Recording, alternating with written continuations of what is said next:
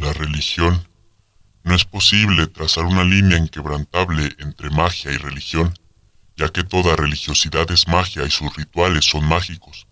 Esto debe decirse para todas las religiones entre las que está incluida la cristiana.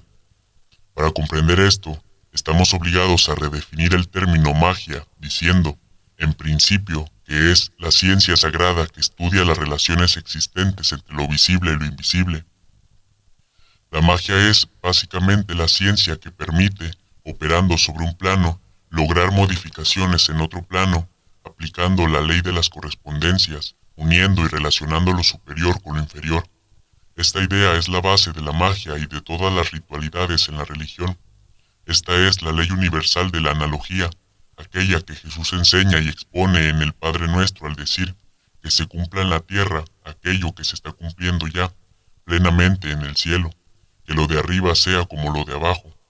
La función de todos los rituales es precisamente la de unir los distintos planos de la realidad.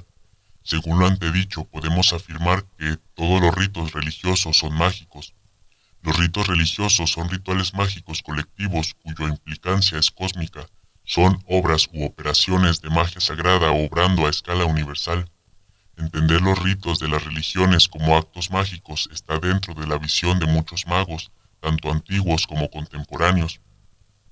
Entre estos últimos se encuentra el célebre Eliphas Levi, quien, refiriéndose por ejemplo al ritual de la Iglesia Católica, dice: es una representación de la alta magia organizada y regulada por el simbolismo y la jerarquía. Es una combinación de ayudas que se ofrece a la flaqueza humana para fortalecer su voluntad en el bien. Eliphas Levi, quien es considerado de algún modo el padre de la magia moderna, traza un puente unificador entre religión y magia, en especial en lo que hace a sus ritos. Esta actitud del mago francés de considerar a los rituales religiosos como magia sagrada es la misma que sostienen todas las escuelas mágicas que podríamos llamar tradicionales. Ver a los ritos religiosos como meras convenciones sociales y negarles su condición mágica implica dejar morir a la religión lentamente, atrapada por las garras de la racionalidad y la moralidad estrechas. Si no comprendemos el valor mágico espiritual de los rituales, sus gestos se tornan huecos, quedando en el lugar de meras extravagancias. De igual modo, el énfasis excesivo puesto en la práctica de estas celebraciones, sin estar esto acompañado de un trabajo interno y personal, nos lleva a caer en el ya citado fariseísmo, el cual ha alejado a muchas personas de buena voluntad del ámbito de lo religioso, por encontrar en el rito solo una cáscara vacía de contenido. Los ritos religiosos y las ceremonias del culto son mágicos y cada uno de ellos posee un poder específico según su virtud mágica particular. Es imposible que la magia se desligue de su raíz religiosa, así como es inentendible una religiosidad que no fuese mágica. Según la tradición, el hombre adquiere por medio de la religión aquel estado del alma que lo hace similar o incluso superior a los ángeles. Este estado se obtiene gracias a lo que Agripa llama las tres guías que nos conducen hasta el sendero de la verdad, que regulan toda la religión. Estas son la fe, la esperanza y el amor, las virtudes teologales. Por medio de estas tres guías, purificando internamente y externamente y unido espiritualmente a la divinidad, es que se pueden acceder al acto supremo de la magia religiosa, el milagro. El milagro es la suprema operación mágica, es la gran obra de la magia sagrada o teurgia. Un milagro es el fruto del encuentro pleno entre Dios y la persona, entre Dios y el mago, quien en este caso puede y debe ser llamado teurgo. El mago que asciende por medio de la fe, la esperanza y la caridad, la escala de Jacob de las virtudes, llegando así hasta la divinidad, se transforma en teurgo. En esta línea de pensamiento es que Papus llega a decir que la magia es la ciencia del amor, definición que le cabe en alguna medida a la teurgia. Siguiendo el sentido de lo antedicho, se puede afirmar que aquellas personas que operan milagros por medio de su fe en la divinidad son magos sagrados, son teurgos, conozcan o no sobre magia, sean o no iniciados. Las personas de fe, los santos milagrosos, son en este sentido teurgos que ignoran su condición de magos. Para la magia tradicional, como ocurre con Agripa, un mago es siempre una persona religiosa. Así es que en la antigüedad el sacerdote se encontraba junto al mago o el mago era sacerdote. Agripa considera no solamente recomendable, sino imprescindible que un mago participe de los ritos religiosos. Una de las razones de esto es la de la protección que se obtiene al hacerlo. La fuerza y las virtudes mágicas de las ceremonias religiosas son sumamente eficaces contra los ataques de los espíritus malignos. Dice el maestro alemán que los demonios malignos engañan muy a menudo a quienes descuidan la religión y solo se apegan a la naturaleza. En el conocimiento de la religión se halla menosprecio y remedio contra los vicios y protección contra los demonios del mal. Para Agripa, la religión juega en el humano un papel similar al del abono en la tierra, enriqueciendo y potenciando incluso nuestras fuerzas físicas. Así es que, según él, la religión llega incluso en auxilio de la naturaleza, fortifica sus fuerzas como la medicina fortalece la salud corporal, tal como el labrador aumenta la fertilidad de la tierra. Debemos tener presente que el mago, al estar en contacto asiduo con el mundo invisible, se encuentra más expuesto que otras personas a los ataques de espíritus oscuros. Asimismo, con más razón, debe protegerse quien opera por medio de la magia sagrada, ya que será objeto del ataque de fuerzas que desearán dañarlo a él y a su trabajo. A mayor luz, mayor es la fuerza de oscuridad que se le opone. Las prácticas religiosas no solo nos preservan de energías y entidades malíficas, también nos elevan a un estado superior de dignidad. Agripa considera que las personas espirituales que se dejan iluminar por los misterios de la religión están tan por encima de los demás hombres como los dioses inmortales lo están por encima de él. Afirma también, en concordancia con la tradición, que no es la razón lo que distingue a la persona humana de las demás criaturas, sino la capacidad que ésta tiene de rendir culto a Dios. Ya más cerca de nuestro tiempo, la postura de los magos frente al hecho religioso ha pasado por diversos puntos de encaje. Entre los magos ocultistas del siglo XIX existía una fuerte disputa en torno al valor mágico de los rituales religiosos y al hecho de que si un mago debía o no adherir a una determinada religión. Muchos de ellos se declaraban a favor de que un mago abrazara una religión específica. Otros, por el contrario, se oponían a esta idea. Entre quienes se abrazan a la idea de que un mago debe ser una persona religiosa, adherir a una religión y practicar sus ritos se encuentran, entre otros, Papus y Elifas Levi, magos y maestros de gran autoridad en el pensamiento esotérico de su época, quienes influyeron en todo el esoterismo occidental posterior y ligados a una mirada tradicional de la magia. A ellos se opusieron con fervor muchos esoteristas que consideraban que la fusión entre magia y religión es no solamente negativa, sino que también imposible. Magia cristiana y cristianismo mágico. Hemos dicho que el ritual cristiano es mágico. Debemos decir también que existe, a ciencia cierta, una magia cristiana. Los magos antiguos no dudaban en el poder de los rituales religiosos. Asimismo, entendían que se podía ser un perfecto cristiano y practicar la magia. La magia cristiana ha existido y existe, en la antigüedad como en la modernidad. Se han manifestado exponentes de la misma con gran claridad. El lugar que la figura de Cristo ocupa en la doctrina de la magia tradicional queda expresado en las afirmaciones de Agripa. Él, al igual que muchos magos de su época, adhiere incluso a una clara ortodoxia católica con respecto a la fe en Cristo Jesucristo, en la Trinidad. Podemos ver aquí una referencia del autor alemán con respecto a la figura de Cristo, Jesucristo, la cual es tomada del credo. Y esto es lo que, según él, debe creer un mago. Debemos, pues, creer que nuestro Señor Jesucristo, Hijo de Dios, es Dios y hombre, una persona, dos naturalezas, que es un Dios engendrado antes de todos los siglos, sin madre, que en el tiempo fue hecho hombre, sin padre de una virgen, pura antes y después del alumbramiento, que sufrió en la cruz y allí murió, pero que restauró la vida en la cruz y destruyó la muerte con la muerte, que fue sepultado, descendió en los infiernos, pero liberó a las almas de los patriarcas y resucitó al tercer día por su propia virtud, que ascendió a los cielos y envió su Paráclito, y vendrá a juzgar a los vivos y a los muertos, y que en su venida todos los hombres resucitarán en su carne y rendirán cuentas de sus propios actos. Agripa se inserta dentro de la tradición de la magia que puede ser definida, también, como magia judeocristiana. Esto entendido en el sentido de que Jesús no ha venido a negar el poder del antiguo culto hebreo, sino a cumplimentarlo.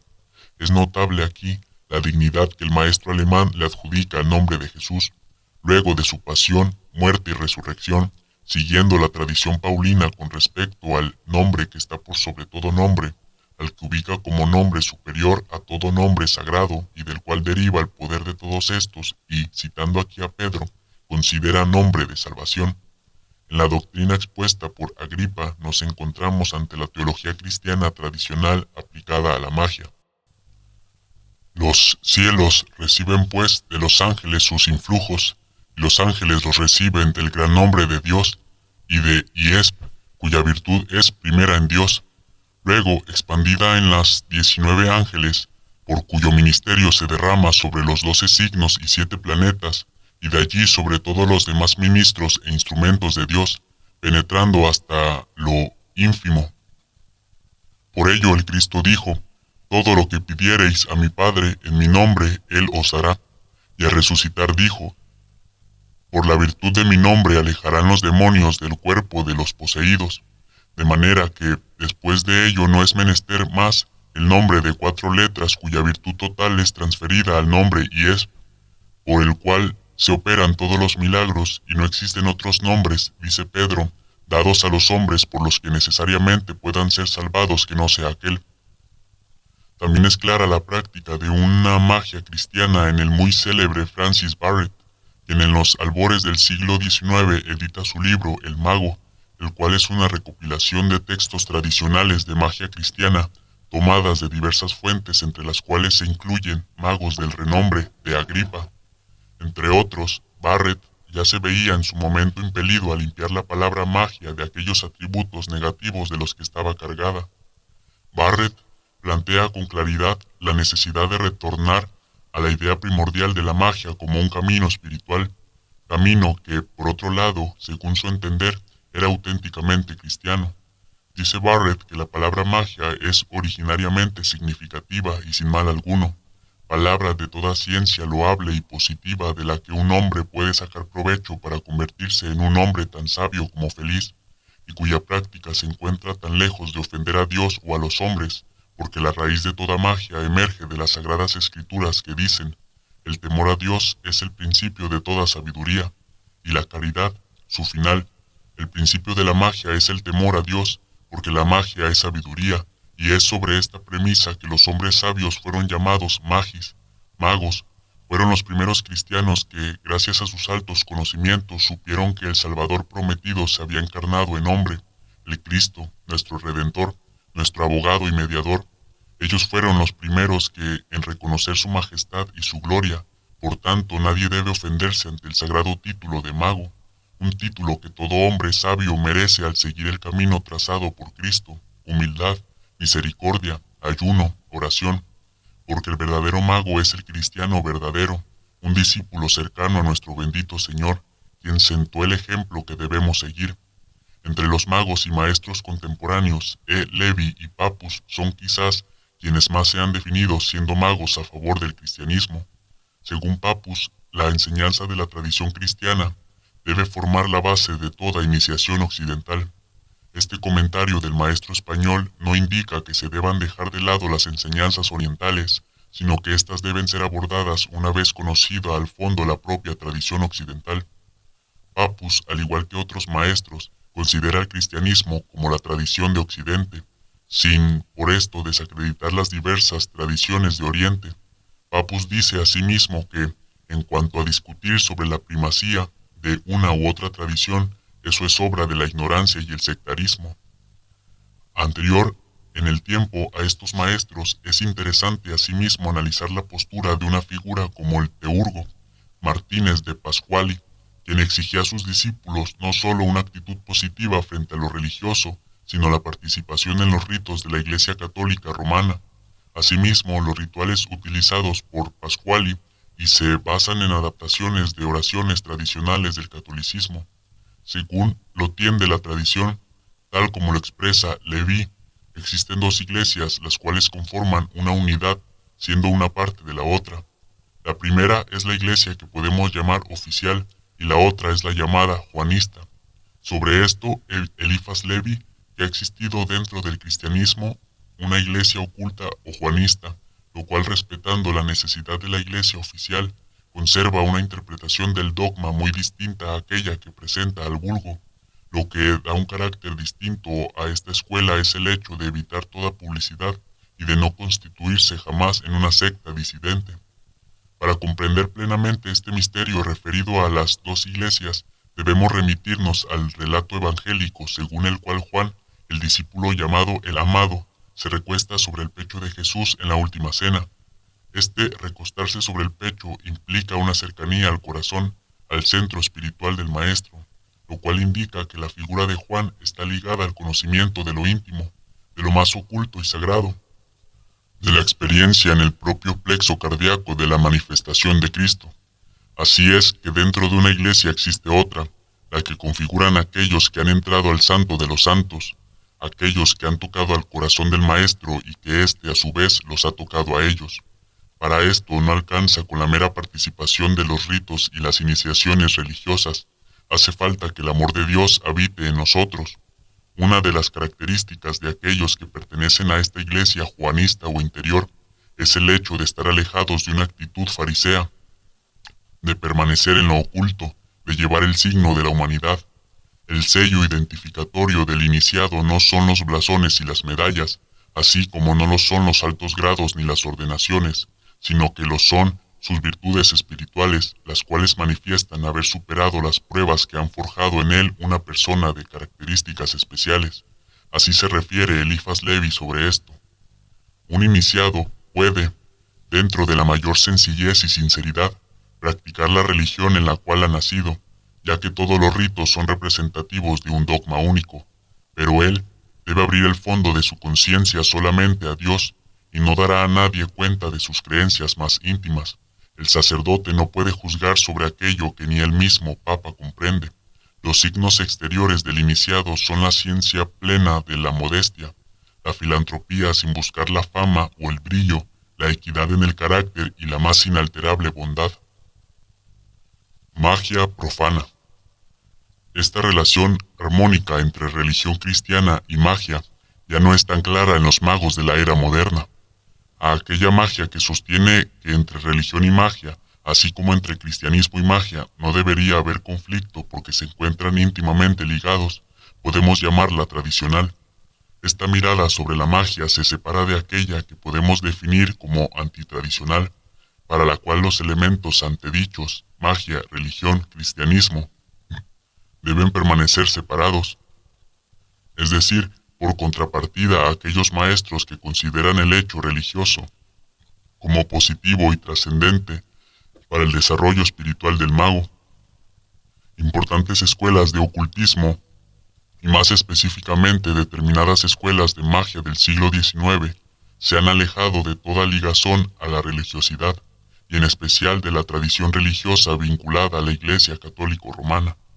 Las primeras son aquellas que consideran que la fuerza de la magia no reside en el poder de entidades o fuerzas espirituales, como ángeles o dioses, sino que su virtud está ligada a la capacidad humana de generar fenómenos mágicos, sea esto por medio de la fuerza de la voluntad o el de la imaginación, entre otras.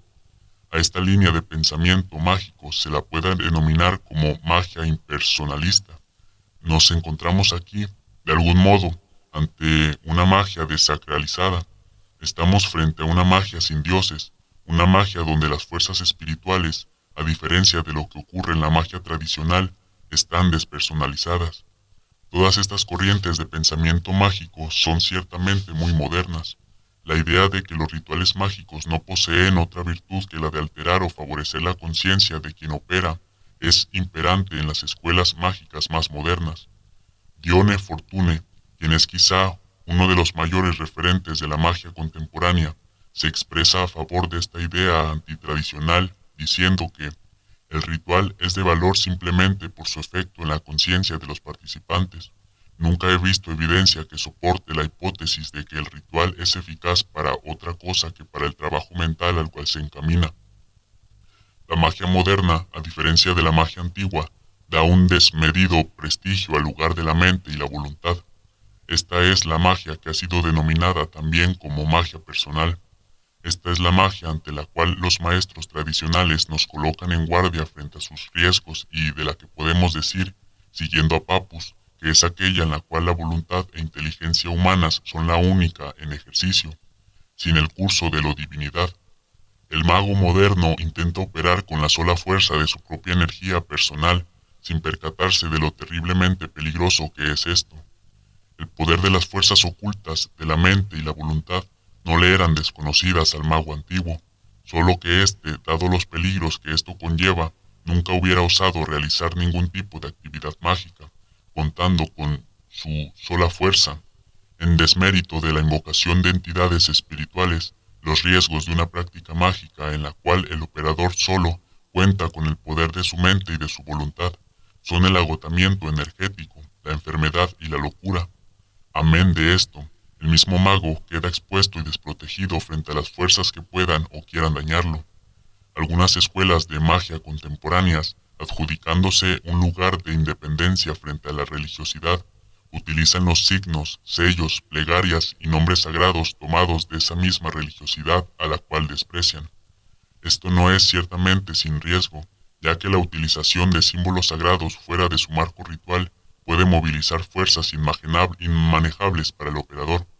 En torno a esto, no es recomendable, por ejemplo, poseer en nuestra casa elementos rituales que no pertenezcan a la propia religión o aquellos que solamente deberían estar en sitios sagrados o consagrados, como ocurre con los sagrarios o cálices con los que algunas personas adornan sus hogares. Nos encontramos aquí ante una verdadera profanación, lo que indica hacer uso profano de algo que es sagrado o santo. Igualmente debemos tener presente que no es sin riesgo utilizar plegarias de tradiciones religiosas a las que no se pertenece por iniciación, ya que las fuerzas que se movilizan en estos casos no están al alcance de quien opera. Todas las cosas santas o sagradas son custodiadas por entidades encomendadas de protegerlas, las cuales se encargan de evitar que las mismas puedan ser dañadas o profanadas. Estos seres son, en muchos casos, ángeles o elementales de fuego, como es el caso de las gárgolas de las catedrales góticas. Quien no trata de manera respetuosa los elementos o cosas sagradas, sean estos objetos tangibles como lugares o elementos rituales, así como elementos más sutiles como símbolos o nombres sagrados, entra en contacto con la fuerza de estos seres, quienes, a modo de protectores, defenderán estas cosas siguiendo el cumplimiento de su misión. Las consecuencias de esto no son normalmente tan obvias, pero siempre se manifiestan de un modo u otro en la persona. Magia anticlerical. Dentro de la poderosa corriente espiritual que circuló por las venas del siglo XIX y también del siglo XX, han surgido también aquellas escuelas de magia que podemos llamar anticlericales. Para darnos una idea cabal de esto, debemos tener presente el importantísimo desprestigio que la religiosidad ha ganado frente a muchas personas, las cuales suelen expresar, por ejemplo, que ellas creen en Dios pero no en la Iglesia.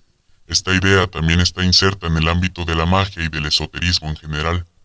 La magia anticlerical surge como una reacción a los abusos de una religiosidad cristiana que ha sido muchas veces represiva y cruel. Esta línea mágica toma otras tradiciones religiosas para inspirarse, en especial la hebrea y la egipcia. Lo que vemos aquí es que no es posible para la magia salir de un sistema religioso sin entrar en otro.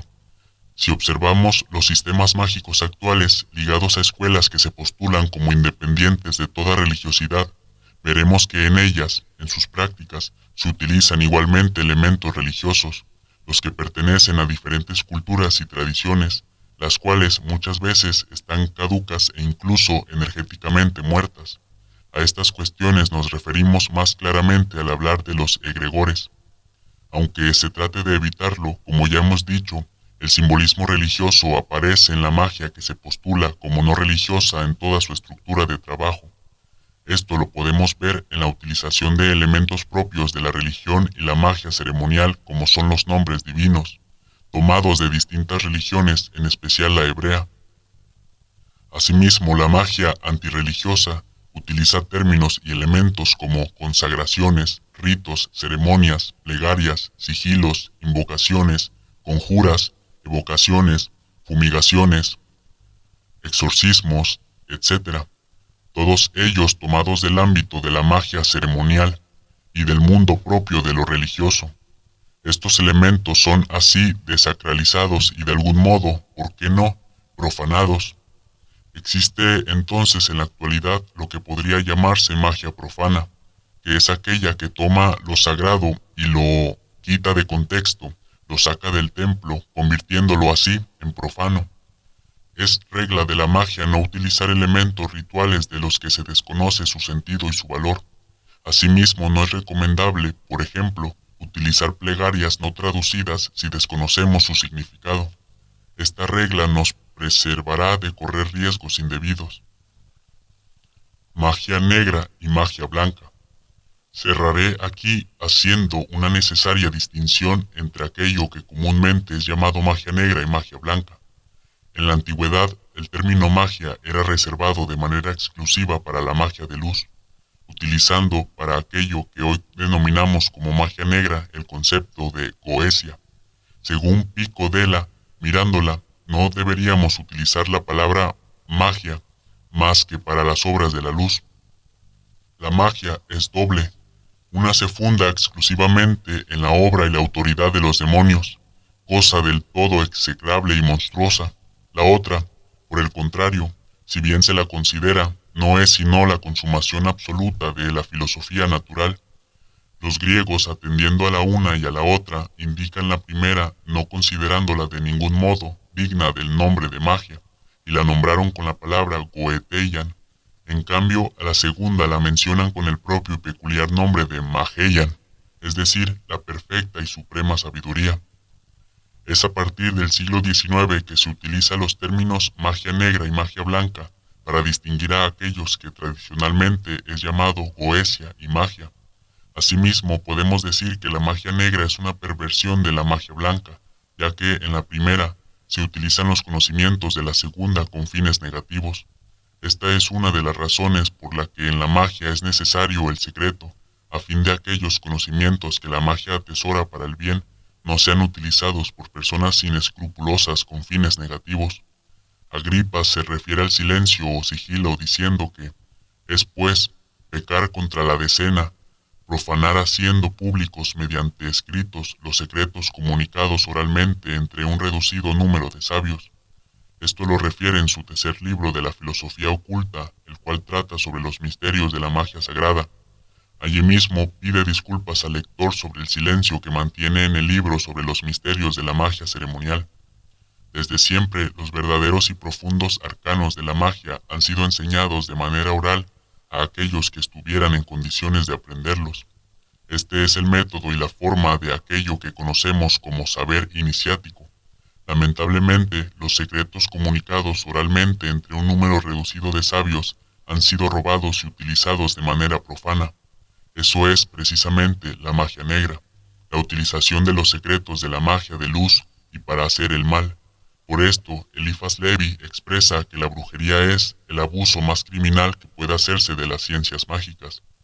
Asimismo, es provechoso aplicar la denominación de magia solamente para la práctica ligada a las obras de luz, utilizando para las obras de oscuridad los términos brujería, hechicería, los cuales les son más exactos. Definiciones de magia.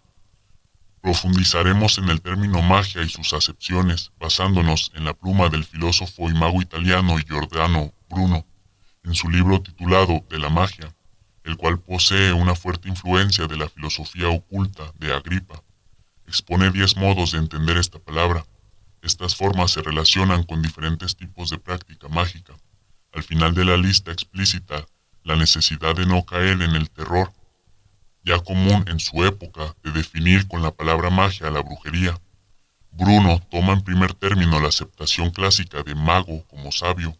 Dice el maestro italiano, mago ha significado en primer lugar sabio. Lo eran los trismegistos en Egipto, los druidas en Galia y los gimnosofistas en India, los cabalistas entre los hebreos, los magos en Persia, los sofistas entre los griegos y los sabios entre los romanos.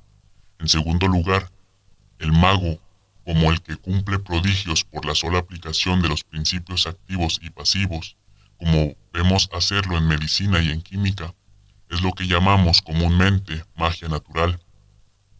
La magia natural es de algún modo lo más similar a nuestras medicinas o terapias energéticas actuales. En la magia natural se cuenta para operar con el poder que poseen los elementos de la naturaleza. En este sentido, una piedra o una hierba poseen una cierta y determinada virtud, la cual es recibida de las estrellas y las inteligencias o espíritus superiores a los que esté ligada. Así lo especifica Agripa. Hay una virtud y una operación admirable en cada hierba y en cada piedra, pero una muchísimo más grande en las estrellas.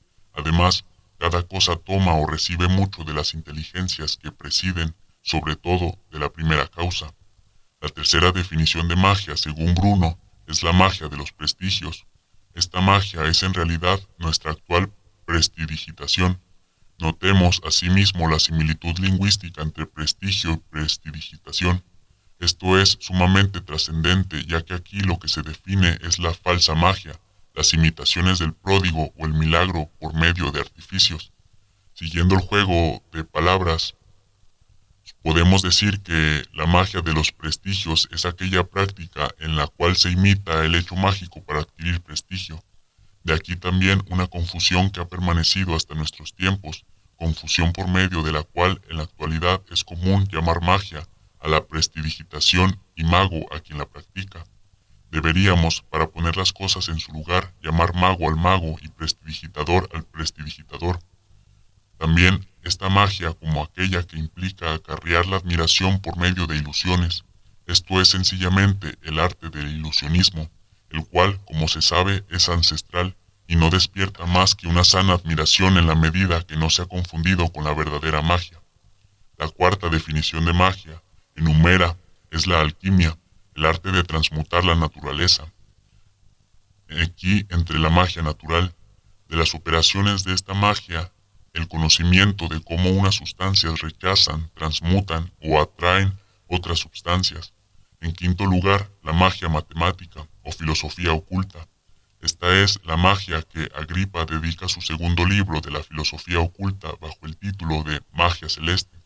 Sobre la necesidad de la ciencia matemática dentro de la práctica mágica dice: las ciencias matemáticas son tan necesarias para la magia y se relacionan tanto con ella, que quienes se dedican a éstas sin emplear aquellas no realizan nada de valor, pierden su tiempo y jamás llegan al fin de sus designios, pues todo lo que existe y se realiza en las cosas de aquí abajo a través de virtudes naturales es hecho y conducido o gobernado con número, peso, medida, armonía, movimiento y luz.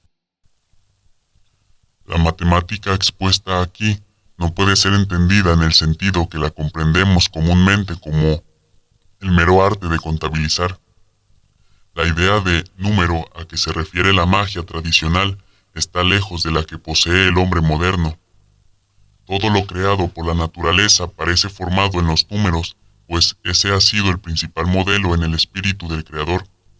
La virtud espiritual del número, al cual llama racional o formal, en detrimento del número al que denomina sensible, aquel que según él utilizan los comerciantes y de los cuales dice que ni los académicos, ni los pitagóricos, ni Agustín hacen mención. Esta es la magia en la cual se opera por medio de palabras, fórmulas, relaciones numéricas temporales, imágenes, figuras, sellos, caracteres o letras. Asimismo, considera que la misma se trata de una magia intermedia entre la magia natural y la magia extranatural o sobrenatural, que hay que llamar propiamente magia matemática, o mejor aún, filosofía oculta. En esta forma de magia podemos ubicar la llamada alta magia de la actualidad, aquella en la cual se opera con aquellos elementos que se encuentran en un lugar intermedio entre la magia sagrada o teurgia y la magia estrictamente natural. Las letras, las figuras, las imágenes, también los caracteres están ligadas a los números y extraen de ellos poder mágico y espiritual. En esta práctica juega un papel preponderante la astrología, que está ligada también al simbolismo del número. Todo lo existente y creado subsiste a través de determinados números y extrae la virtud, pues el tiempo está compuesto por números igual que movimiento y acción, y todo lo que está sujeto al tiempo y al movimiento. La sexta forma de magia es la magia religiosa, a la que aquí llamo teurgia. Sobre este tipo de magia versa el tercer libro de la ya citada Filosofía Oculta de Agripa. a la cual llama magia ceremonial. En sexto lugar, se habla de magia si uno se entrega al culto o bien a la invocación de inteligencias o de potencias exteriores o superiores a través de los ruegos, las consagraciones, las fumigaciones, los sacrificios o los ritos precisos y las ceremonias dedicadas a los dioses, espíritus y héroes, o sea, a fin de atraer un espíritu en sí mismo para devenir su vaso y su instrumento. Se trata entonces de la magia transnatural o metafísica que propiamente se llama teurgia. En séptimo lugar, la necromancia, la cual define como la capacidad de hacer surgir las almas de los difuntos a fin de adivinar o conocer cosas ausentes o futuras. La necromancia implica la evocación del alma del difunto por medio de la utilización de la energía del mismo que está presente de algún modo en sus restos mortales. Existe otra práctica de este tipo a la que Bruno denomina pitónica, en relación a la serpiente pitón y los pitonistas, ya que este uso implica el ser inspirado por el alma del difunto. Esta costumbre mágica es aquella de la cual ha derivado la sesión espiritista, que implica grandes riesgos para quien la practica. Estos riesgos son el desgaste psicofísico en el mejor de los casos y en el peor, el abrir umbrales a los más bajos del reino espiritual. Bien ha dicho Papus que la actual sesión espiritista no es otra cosa que la antigua necromancia sin círculos mágicos, esto es, sin protección para el operador. Todas estas cuestiones nos llevan a tener que recomendar el abstenerse de toda práctica de este tipo, incluso aquella supuestamente inocente conocida como el juego de la copa y sus múltiples versiones, las cuales son realmente peligrosas en sus consecuencias ya que conectan con espíritus o entidades que luego el practicante no puede dominar. Quien desee profundizar en estos misterios puede hacerlo por medio de Ritual de Alta Magia de Eliphas Levi. En octavo lugar se cuenta la magia denominada en la tradición como magia magnética o simpática.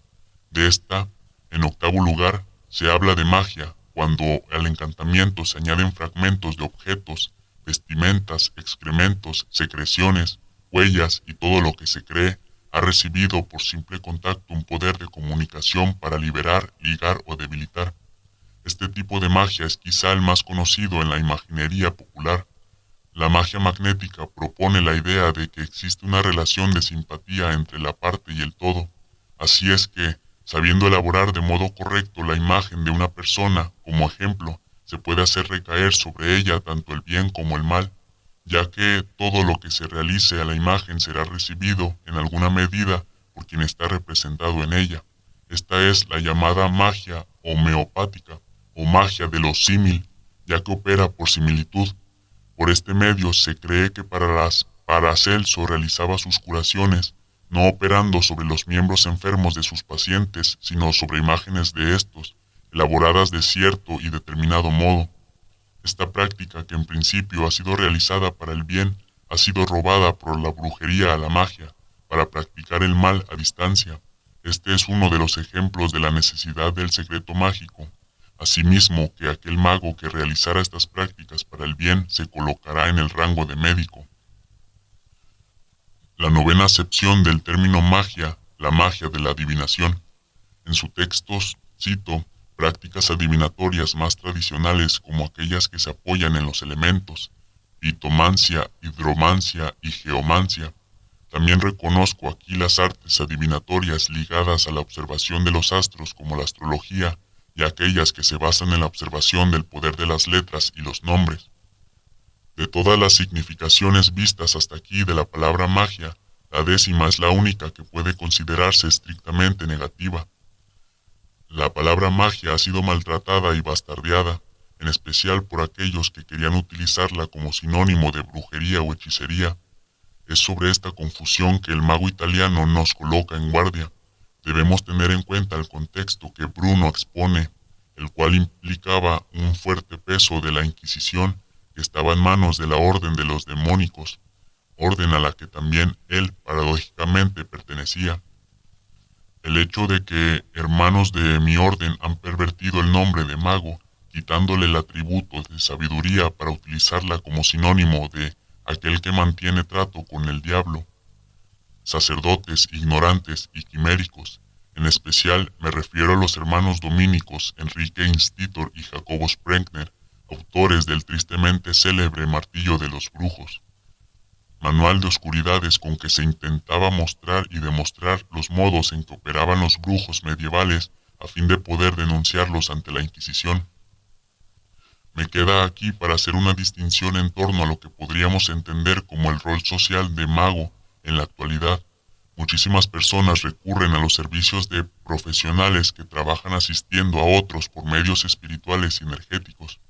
La variedad de herramientas y posturas espirituales con que esto se realiza es casi infinita, siendo la magia una de ellas. En la actualidad, una persona que practica la magia es posible que haya hecho de esta también su oficio, practicándola y aplicándola su conocimiento en pos del favorecimiento de los otros. Me permito repetir la idea de Papus de que la función social del mago se basa en curar, sembrar y consolar. Un mago puede ser un servidor, alguien que opera, trabaja en pos del bien de los demás, siguiendo el sentido de la palabra operar, que implica la idea de trabajar y hacer. El mago es un cooperador, un cooperario, alguien que trabaja con el otro, asistiéndolo y guiándolo en el camino del desarrollo personal y el bienestar. Esta es una magia, servicio, que no se diferencia en nada de otros saberes en los cuales el que los practica coloca su sapiencia y su esfuerzo al servicio de los demás a manera de oficio, para derivadas de las latinas opus y facerse, que juntas quieren decir hacer una obra. La magia es el arte y la ciencia por medio de las cuales se practica el beneficio, el hacer y operar el bien, que no es lo contrario al maleficio, que implica hacer y operar el mal, obras fundamentales de la brujería. En nuestro tiempo, un mago es un servidor espiritual que se encarga de practicar el arte, la ciencia y el oficio de hacer el bien. En lo personal, llamo a esta magia servicio, magia operativa.